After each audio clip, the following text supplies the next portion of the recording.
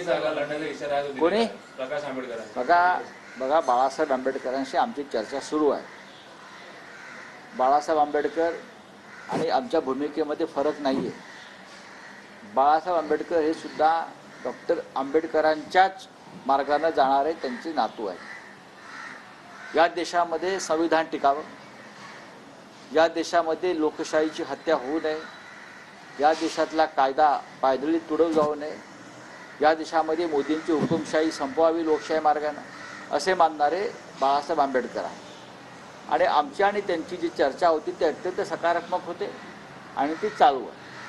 मला असं वाटतं की आम्ही लवकरच शिवसेना, काँग्रेस आणि NCP एकत्र आणि वंचित बहुजन आघाडीचे नेते एकत्र बसणार आहोत लवकरच. पण हे काँग्रेसचा स्थापना दिवस जो आहे तो 28 तारखेपर्यंत इकडले नेते थोडे व्यस्त आहेत. त्याच्यामुळे ही जी बैठक आहे एक निर्णायक ती 28 नंतर होईल.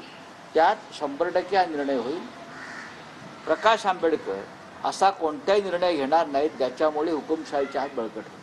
त्यांची बैठक सुद्धा चालू उद्या एक बैठक आहे ना.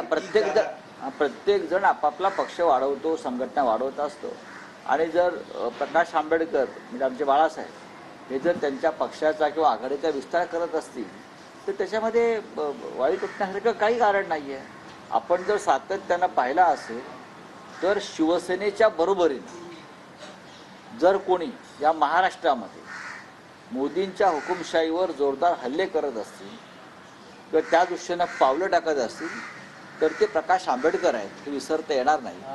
कारण त्यांनी संविधान बचावचं त्यांचा हे असेल, संघर्ष असेल किंवा हुकुमशाहीविरुद्ध त्यांच्या भूमिका असतील, या अत्यंत आणि परखड आहेत. त्याच्यामुळे नरेंद्र मोदी आणि संविधान यांच्या संदर्भात ते कोणतीही चुकीची भूमिका, वेगळी भूमिका घेतील असं या महाराष्ट्राला किंवा देशाला वाटत नाही.